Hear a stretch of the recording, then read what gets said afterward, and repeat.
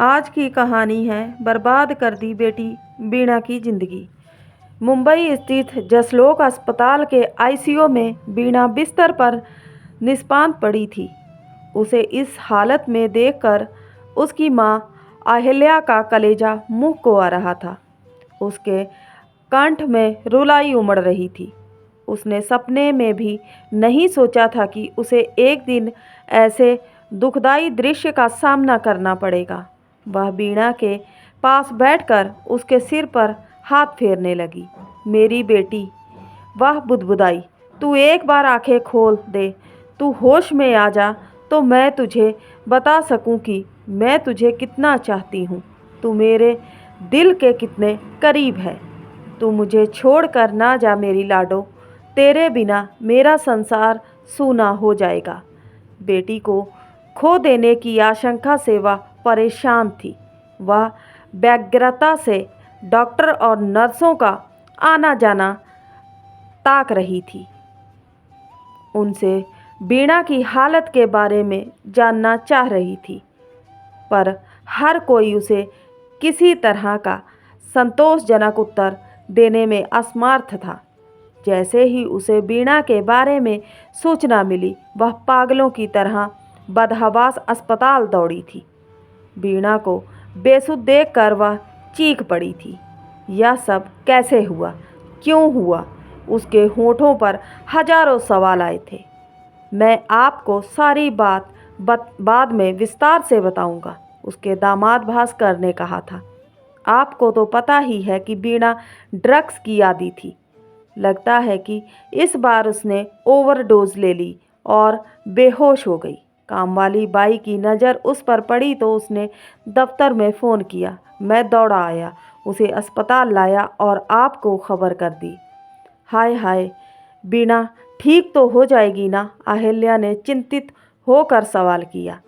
Doctor पूरी कोशिश कर रहे हैं, भास्कर ने उम्मीद जताई। भास्कर से कोई आश्वासन ना पाकर अहिल्या ने चुप्पी साध ली।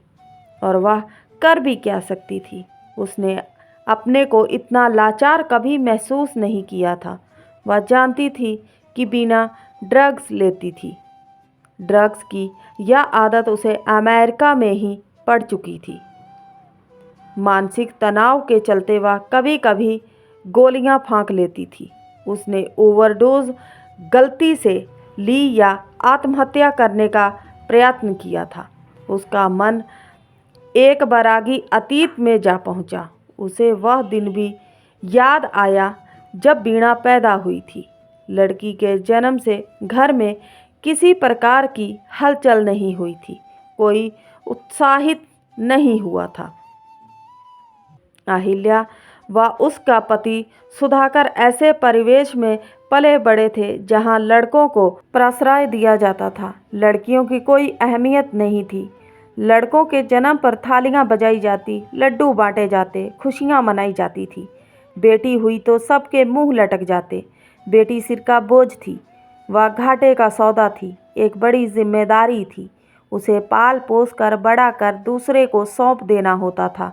उसके लिए वर खोजकर दान दहेज देकर उसकी शादी करने की प्रक्रिया में उसके माँ बाप हलकान हो जाते और अक्सर अखंड कर्ज में डूब जाते थे। अहिल्या और सुधाकर भी अपनी संकीर्ण मानसिकता व पिछड़ी विचारधारा को लेकर जी रहे थे। वे समाज के घिसे पिटे नियमों का हूबहू पालन कर रहे थे। वे हद दर्जे के पुरातनपंथी थे। लकीर के फकीर देश में बदलाव की बयार आई थी। औरतें अपने हकों के लिए संघर्ष कर रही थी। स्त्री शक्तिकरण की मांग कर रही थी। पर अहिल्या और उसके पति को इससे कोई फर्क नहीं पड़ा। अहिल्या को याद आया कि बच्ची को देखकर उसकी सास ने कहा था, बच्ची जरा दुबली पतली और मरियल सी है, रंग भी थोड़ा सांवला है, पर कोई बात नहीं। दो बेटों के जन्म के बाद इस परिवार में एक बेटी की कमी थी, सो वह भी पूरी हो गई। जब भी अहिल्या को उसकी सास अपनी बेटी को ममता के वशीभूत होकर गोद में लेते या उसे प्यार करते देखती तो उसे टोके बिना ना रहती। अरे लड़कियां पराया धन होती हैं, दूसरे के घर की शोभा, इनसे ज़्यादा मोह मत बढ़ा। तेरी असली पूंजी तो तेरे बेटे हैं, वही तेरी नैया पार लगाएंगे, तेरे वंश की बेल वही आगे बढ़ाएंगे, तेरे बुढ़ापे का सहारा वही तो बनेंगे। सासू माँ जब तब हिदायत देती रहती, अरे बहू बेटी को ज़्यादा सिर पे मत चढ़ाओ, इसकी आदतें ना बिगाड़ो, एक दिन इसे पराए घर जाना है, पता नहीं कैसी ससुराल मिलेगी, कैसे लोगों से पाला पड़ेगा, कैसे निभेगी। बेटियों को विनम्र रहना चाहिए, दब कर रहना चाहिए, सहनशील बनना चाहिए, इन्हें अपनी हद में रहना चाहिए। देखते ही देखते बीणा बड़ी हो गई। एक दिन अहिल्या के पति सुधाकर ने आकर कहा, बीणा के लिए एक बड़ा अच्छा रिश्ता आया है। अरे अहिल्या अचकचाई, अभी तो वह केवल 18 साल की है, तो क्या हुआ, शादी की उम्र तो हो गई है उसकी, जितनी जल्दी अपने सिर से बोझ उतरे उतना ही अच्छा है। लड़के ने खुद आगे बढ़कर उसका हाथ मांगा है। लड़का भी ऐसा वैसा नहीं है, प्रशासनीय अधिकारी है, ऊंची तनख्वाह पाता है, ठाठ से रहता है। हमारी बेटी राज करेगी, लेकिन उसकी पढ़ाई, ओहो पढ़ाई का क्या है, उसके पति की मर्जी हुई तो बाद में भी प्राइवेट पढ़ सकती है। जरा सोचो, हमारी हैसियत एक IAS दामाद पाने की थी, क्या घराना भी अमीर है। यूं समझो कि प्रकृति ने छप्पर फाड़ कर धन बरसा दिया हम पर। लेकिन अगर उसके माता पिता दहेज के लिए मुंह फाड़ा तो कह देंगे कि हम आपके द्वारे लड़का मांगने नहीं आए थे, वही हमारी बेटी पर लार टपकाए हुए है। जब बीणा को पता चला कि उसके ब्याह की बात चल रही है तो वह बहुत रोई धोई। मेरी शादी की इतनी जल्दी क्या है माँ, अभी तो मैं और पढ़ना चाहती हूँ, कॉलेज लाइफ एंजॉय करना चाहती हूँ, कुछ दिन बेफिक्री से रहना चाहती हूँ, फिर थोड़े दिन नौकरी भी करना चाहती हूँ। पर उसकी किसी ने नहीं सुनी, उसका कॉलेज छुड़ा दिया गया। शादी की जोर शोर से तैयारियां होने लगी। वर के माता पिता ने एक अड़ंगा लगाया। हमारे बेटे के लिए एक से बढ़कर एक रिश्ते आ रहे हैं, लाखों का दहेज मिल रहा है, माना कि हमारा बेटा आपकी बेटी से ब्याह करने पर तुला हुआ है, पर इसका यह मतलब तो नहीं कि आप हमें सस्ते में टरका दें, नगद ना सही, उसकी हैसियत के अनुसार एक कार, फर्नीचर, फ्रिज, AC वगैरह देना ही होगा। सुधाकर सिर थाम कर बैठ गए। मैं अपने आप को बेच दूं तो भी इतना सब कुछ जुटा नहीं सकता, वे हताश स्वर में बोले। मैं कहती थी ना कि वर पक्ष वाले दहेज के लिए मुंह फाड़ेंगे। आखिर बात दहेज के मुद्दे पर आकर अटक गई। अहिल्या ने उल्हाना दिया, आंटी जी आप लोग फिक्र ना करें, उनके भावी दामाद उदय ने उन्हें दिलासा दिया, मैं सब कुछ संभाल लूँगा, मैं अपने माँ बाप को समझा लूँगा, आखिर मैं उनका इकलौता पुत्र हूँ, वे मेरी बात टाल नहीं सकेंगे। पर उसके माता पिता भी अड़कर बैठे थे, दोनों में तानातानी थी। आखिर उदय के माँ बाप की ही चली। वे शादी के मंडप से उदय को जबरन उठा कर ले गए और सुधाकर व अहिल्या कुछ ना कर सके। देखते ही देखते शादी का माहौल मातम में बदल गया। घराती व बाराती चुपचाप खिसक लिए। अहिल्या और बीणा ने रो रो कर घर में कोहरम मचा दिया। अब इस तरह मातम मनाने से क्या हासिल होगा? सुधाकर ने लताड़ा, इतना निराश होने की ज़रूरत नहीं है, हमारी लायक बेटी के लिए बहुत तेरे व जुट जाएंगे। बीणा मन ही मन आहत हुई, पर उसने इस अप्रिय घटना को भूलकर पढ़ाई में अपना मन लगाया। वह पढ़ने में तेज थी उसने परीक्षा अच्छे नंबरों से पास की। इधर उसके माँ बाप भी निठल्ले नहीं बैठे थे। वे जी जान से एक अच्छे वर की तलाश कर रहे थे। तभी वीणा ने एक दिन अपनी माँ को बताया कि वह अपने एक सहपाठी से प्यार करती है और उसी से शादी करना चाहती है। जब अहिल्या ने यह बात पति को बताई तो उन्होंने नाक भौं सिकोड़ कर कहा, बहुत खूब। यह लड़की कॉलेज पढ़ने जाती थी या कुछ और ही गुल खिला रही थी? कौन लड़का है, किस जाति का है, कैसा ख़ानदान है, कुछ पता तो चले। और जब उन्हें पता चला कि परवीन दलित है तो उनकी भ्रुकुटी तन गई। यह लड़की जो भी काम करेगी वह अनोखा होगा। अपनी बिरादरी में योग्य लड़कों की कमी है क्या? भाई, हमसे तो जानबूझकर मक्खी निगली नहीं जाएगी। समाज में क्या मुंह दिखाएंगे? हमें किसी तरह से इस लड़के से पीछा छुड़ाना होगा। तुम वीणा को समझाओ। मैं उसे समझा कर हार चुकी हूँ, पर वह जिद पकड़े हुए है, कुछ सुनने को तैयार नहीं है। पागल है वह, नादान है। हमें कोई तरकीब भिड़ानी होगी। सुधाकर ने एक तरकीब खोज निकाली। वे वीणा को एक ज्योतिषी के पास ले गए। सुधाकर पहले ही ज्योतिषी से मिल चुके थे और उसकी मुट्ठी गर्म कर दी थी। महाराज, कन्या एक गलत सोहबत में पड़ गई है और उससे शादी करने का हठ कर रही है। कुछ ऐसा कीजिए कि उसका मन उस लड़के की ओर से फिर जाए। अब चिंता न करें यजमान, ज्योतिषीचार्य ने कहा। ज्योतिषी ने वीणा की जन्मपत्री देखकर बताया कि उसका विदेश जाना अवश्यभावी है। तुम्हारी कुंडली अति उत्तम है। तुम पढ़ लिख कर अच्छा नाम कमाओगी। रही तुम्हारी शादी की बात, सो कुंडली के अनुसार तुम मांगलिक हो और यह तुम्हारे भावी पति के लिए घातक सिद्ध हो सकता है। तुम्हारी शादी एक मांगलिक लड़के से ही होनी चाहिए, वरना जोड़ी फलेगी फूलेगी नहीं।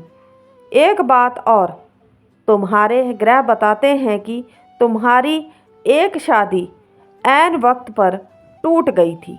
जी हाँ, भविष्य में इस तरह की बाधा को टालने के लिए एक अनुष्ठान कराना होगा, ग्रह शांति करानी होगी, तभी कुछ बात बनेगी। ज्योतिषी ने अपनी गोलमोल बातों से वीणा के मन में ऐसी दुविधा पैदा कर दी कि वह भारी असमंजस में पड़ गई। वह अपनी शादी के बारे में कोई निर्णय ना ले सकी। शीघ्र ही उसे अमेरिका की एक यूनिवर्सिटी से वजीफे के साथ वहां दाखिला मिल गया। उसे अमेरिका के लिए रवाना करके उसके माता पिता ने सुकून की सांस ली। अब सब ठीक हो जाएगा, सुधाकर ने कहा। लड़की का पढ़ाई में मन लगेगा और उसकी परवीन से भी दूरी बन जाएगी। बाद की बात बाद में देखी जाएगी। इत्तेफाक से वीणा के दोनों भाई भी अपने अपने परिवार समेत अमेरिका जा बसे थे और वहीं के होकर रह गए थे। उनका अपने माता पिता के साथ नाम मात्र का संपर्क रह गया था। शुरू में वे हर हफ्ते फ़ोन करके माँ बाप की खोज खबर लेते रहते थे, लेकिन धीरे धीरे उनका फ़ोन आना कम होता गया। वे दोनों अपने काम काज और घर संसार में इतने व्यस्त हो गए कि महीनों बीत जाते उनका फ़ोन ना आता। माँ बाप ने उनसे जो आस लगाई थी वह धूल धूसारित होती जा रही थी। समय बीतता रहा। वीणा ने पढ़ाई पूरी कर अमेरिका में ही नौकरी कर ली थी। पूरे 8 वर्षों बाद वह भारत लौट कर आई। उसमें भारी परिवर्तन हो गया था। उसका बदन भर गया था, आंखों पर चश्मा लग गया था, बालों में 2-4 रूपहाले तार झांकने लगे थे। उसे देखकर सुधाकर व अहिल्या धक से रह गए, पर कुछ बोल ना सके। अब तुम्हारा क्या करने का इरादा है बेटी? उन्होंने पूछा। मेरा नौकरी करके जी भर गया है। मैं अब शादी करना चाहती हूँ। यदि मेरे लायक कोई लड़का है तो आप लोग बात चलाइए, उसने कहा। अहिल्या और सुधाकर फिर से वर खोजने के काम में लग गए, पर अब स्थिति बदल चुकी थी। वीणा अब उतनी आकर्षक नहीं थी। समय ने उस पर अपनी अमिट छाप छोड़ दी थी। उसने समय से पहले ही पौरता का जामा ओढ़ लिया था।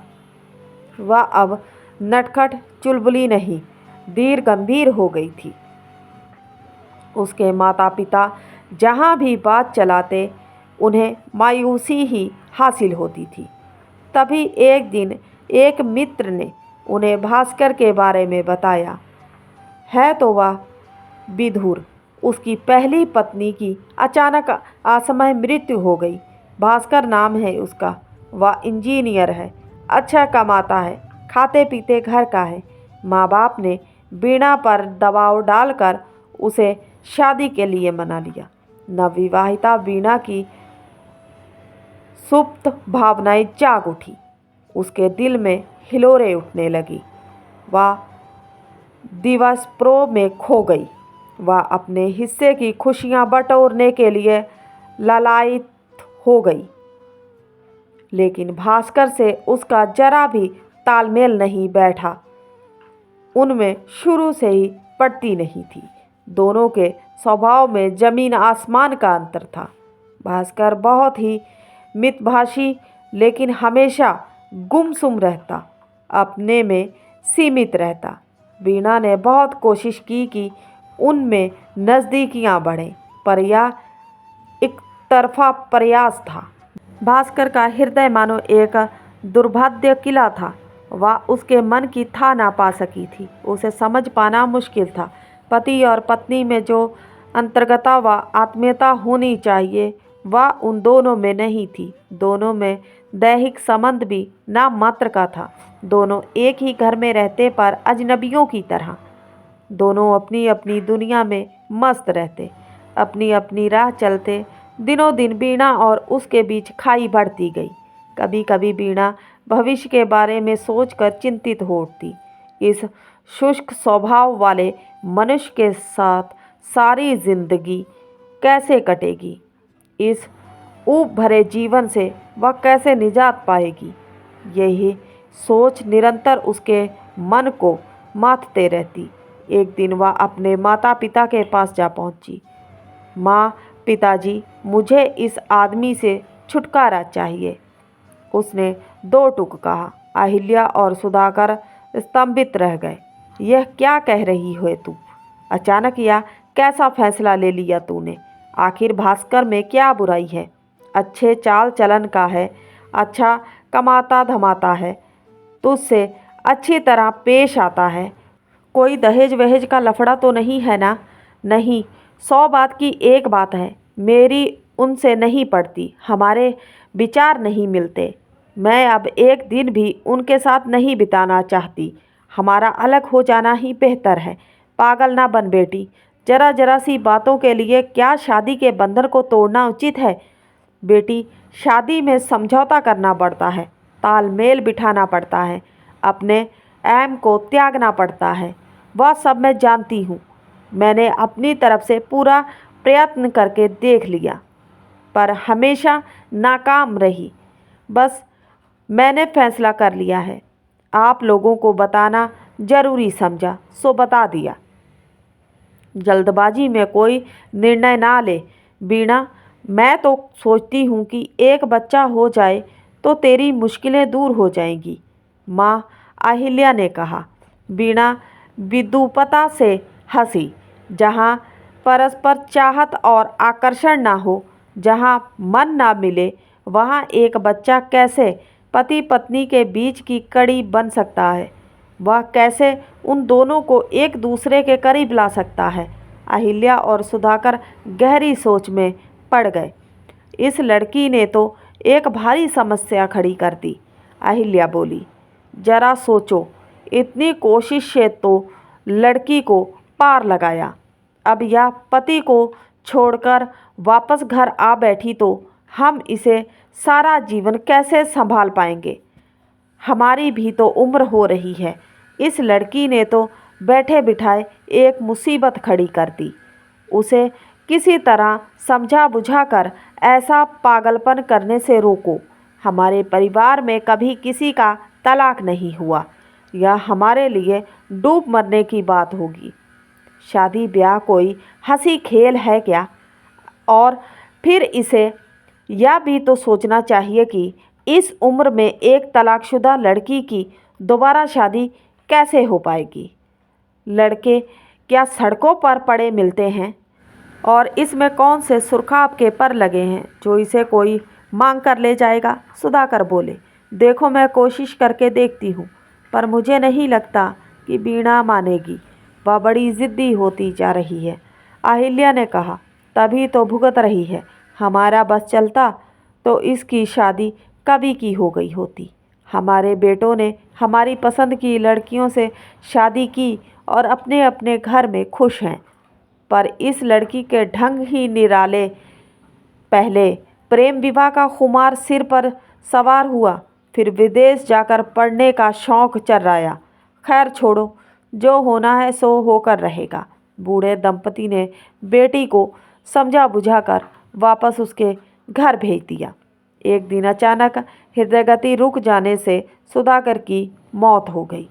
दोनों बेटे विदेश से आए और औपचारिक दुख प्रकट कर वापस चले गए। वे माँ को साथ ले जाना चाहते थे, पर अहिल्या इसके लिए तैयार नहीं हुई।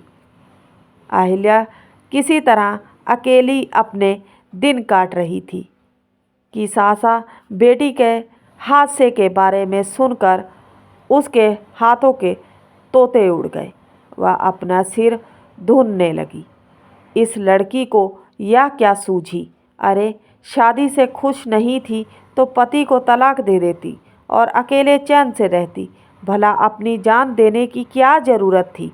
अब देखो, जिंदगी और मौत के बीच झूल रही है। अपनी माँ को इस बुढ़ापे में ऐसा गम दे दिया। आज उसे लग रहा था कि उसने व उसके पति ने बेटी के प्रति न्याय नहीं किया। क्या हमारी सोच गलत थी? उसने अपने आप से सवाल किया। शायद हाँ, उसके मन ने कहा, हम जमाने के साथ नहीं चले, हम अपनी परिपाटी से चिपके रहे। पहली गलती हमसे यह हुई कि बेटी के परिपक्व होने के पहले ही उसकी शादी कर देनी चाहिए। अल्हड़ अवस्था में उसके कंधों पर गृहस्थी का बोझ डालना चाहा। हम जल्द से जल्द अपनी जिम्मेदारी से मुक्त होना चाहते थे। और दूसरी भूल हमसे तब हुई जब वीणा ने अपनी पसंद का लड़का चुना और हमने उसकी मर्जी को नाकार कर उसकी शादी में हजार रोड़े अटकाए। अब जब वह अपनी शादी से खुश नहीं थी और पति से तलाक लेना चाह रही थी, तो हम दोनों पति पत्नी ने इस बात का जमकर विरोध किया। बेटी की खुशी से ज़्यादा उन्हें समाज की चिंता थी। लोग क्या कहेंगे, यही बात उन्हें दिन रात खाई जाती थी। उन्हें अपनी मान मर्यादा का ख्याल ज़्यादा था। वे समाज में अपनी साख बनाए रखना चाहते थे, पर बेटी पर क्या बीत रही है इस बात की उन्हें फिक्र नहीं थी। बेटी के प्रति वे तनिक भी संवेदनशील ना थे। उसके दर्द का उन्हें जरा भी एहसास ना था।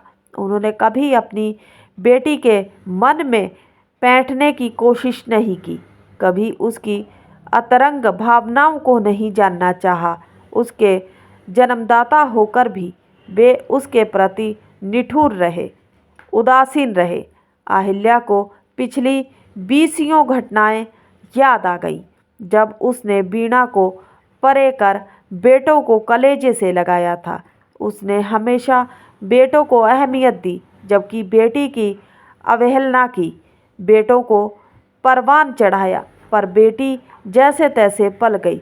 बेटों को अपनी मनमानी करने की छूट दी, पर बेटी पर हजार अंकुश लगाए। बेटों की उपलब्धियों पर हर्षित हुई, पर बेटी की खूबियों को नज़रअंदाज किया। बेटों की हर इच्छा पूरी की, पर बेटी की हर अभिलाषा पर तुषारपात किया। बेटे उसकी गोद में चढ़े रहते या उसकी बाहों में झूलते, पर वीणा के लिए ना उसकी गोद में जगह थी, ना उसके हृदय में। बेटे और बेटी में उसने पक्षपात क्यों किया था? एक औरत होकर उसने औरत का मर्म क्यों नहीं जाना? वह क्यों इतनी हृदयहीन हो गई थी? बेटी के विवरण मुख को याद कर उसके आंसू बह चले। वह मन ही मन रो कर बोली, बेटी तू जल्दी होश में आ जा, मुझे तुझसे बहुत कुछ कहना सुनाना है, तुझसे क्षमा मांगनी है। मैंने तेरे साथ घोर अन्याय किया है, तेरी सारी खुशियाँ तुझसे छीन ली। मुझे अपनी गलतियों का पश्चाताप करने दे।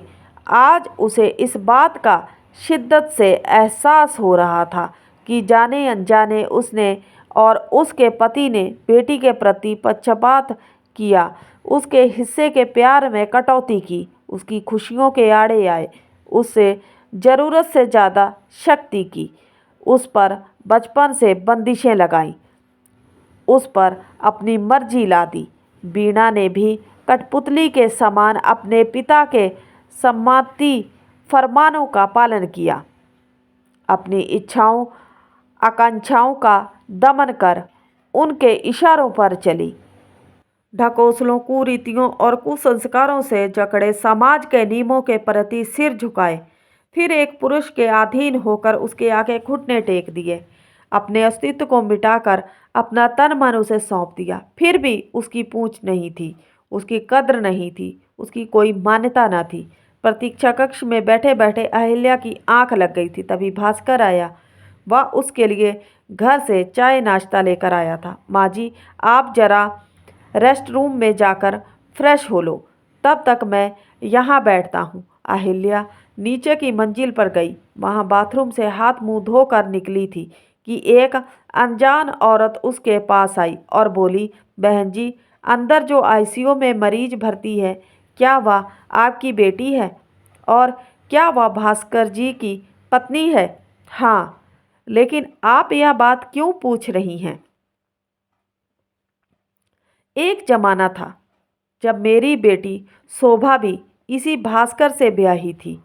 अरे, अहिल्या मुंह बाएं उसे एकटक ताकने लगी। हाँ बहन जी, मेरी बेटी इसी शख्स की पत्नी थी। वह इसके साथ कॉलेज में पढ़ती थी। दोनों ने भागकर प्रेम विवाह किया, पर शादी के 2 वर्षों बाद ही उसकी मौत हो गई। ओह, यह सुनकर बहुत अफसोस हुआ। हाँ, अगर उसकी मौत किसी बीमारी की वजह से होती तो हम अपने कलेजे पर पत्थर रखकर उसका वियोग सह लेते। उसकी मौत किसी हादसे में भी नहीं हुई कि हम इसे आकस्मिक घटना समझकर मन को समझा लेते। उसने आत्महत्या की थी। अब आपसे क्या बताऊं, यह एक अबूझ पहेली है। मेरी हंसती खेलती बेटी जो जिजीविषा से भरी थी, जो अपनी ज़िंदगी भरपूर जीना चाहती थी, जिसके जीवन में कोई गम नहीं था, उसने अचानक अपनी जान क्यों देनी चाहिए, यह हम माँ बाप कभी जान नहीं पाएंगे। मरने के पहले दिन वह हमसे फ़ोन पर बातें कर रही थी, खूब हंस बोल रही थी, और दूसरे दिन हमें खबर मिली कि वह इस दुनिया से जा चुकी है। उसके बिस्तर पर नींद की गोलियों की खाली शीशी मिली, ना कोई चिट्ठी, ना कोई पत्र, ना सुसाइड नोट। और भास्कर का इस बारे में क्या कहना था? यही तो रोना है कि भास्कर इस बारे में कुछ भी बता न सका। हम में कोई झगड़ा नहीं हुआ, उसने कहा। छोटी मोटी खिटपिट तो मियाँ बीबी में होती रहती है, पर हमारे बीच ऐसी कोई भीषण समस्या नहीं थी कि जिसकी वजह से शोभा को जान देने की नौबत आ पड़ी। लेकिन हमारे मन में हमेशा यह शक बना रहा कि शोभा को आत्महत्या करने को उकसाया गया। बहन जी, हमने तो पुलिस में भी शिकायत की कि हमें भास्कर पर या उसके घर वालों पर शक है, पर कोई नतीजा नहीं निकला। हमने बहुत भाग दौड़ की कि मामले की तह तक पहुँचे, पर फिर हार कर रो धोकर चुप बैठ गए। पति पत्नी के बीच क्या गुजरती थी यह कौन जाने, उनके बीच क्या घटा या किसी को नहीं पता। हमारी बेटी को कौन सा गम खाए जा रहा था यह भी हम जान ना पाए। हम जवान बेटी की असमय मौत के दुख को सहते हुए जीने को बाध्य हैं। पता नहीं वह कौन सी कुघड़ी थी जब भास्कर से मेरी बेटी की मित्रता हुई। अहिल्या के मन में खलबली मच गई। कितना अजीब संयोग था कि भास्कर की पहली पत्नी ने आत्महत्या की और अब उसकी दूसरी पत्नी ने भी अपने प्राण देने चाहे। क्या यह महज इत्तेफाक था या भास्कर वास्तव में एक खलनायक था? अहिल्या ने मन ही मन तय किया कि अगर बीणा की जान बच गई तो पहला काम वह यह करेगी कि अपनी बेटी को फौरन तलाक दिलाकर उसे इस दरिंदे के चुंगल से छुड़ाएगी। वह अपनी शाख बचाने के लिए अपनी बेटी की आहुति नहीं देगी। बीणा अपनी शादी को लेकर जो भी कदम उठाया उसे मान्य होगा। इस कठिन घड़ी में उसकी बेटी को उसका साथ चाहिए, उसका संबल चाहिए। देर सवेर ही सही वह अपनी बेटी का सहारा बनेगी, उसकी ढाल बनेगी, हर तरह की आपदा से उसकी रक्षा करेगी। एक माँ होने के नाते वह अपना फर्ज निभाएगी और वह इस अनजान महिला के साथ मिलकर उसकी बेटी की मौत की गुत्थी भी सुलझाने का प्रयास करेगी। भास्कर जैसे कई भेड़िए सज्जनता का मुखौटा ओढ़े अपनी पत्नी को प्रतिदंडित करते रहते हैं, उसे तिल तिल कर जलाते हैं और उसे अपने प्राण त्यागने को मजबूर करते हैं, लेकिन वे खुद बेदाग बच जाते हैं क्योंकि बाहर से वे भले बने रहते हैं। घर की चार दीवारी के भीतर उनकी करतूतें छिपी ढकी रहती हैं। तो उम्मीद करते हैं आज की कहानी अच्छी लगी होगी। अच्छी लगी है तो सपोर्ट कीजिए। मिलते हैं किसी नई कहानी के साथ, तब तक के लिए बाय।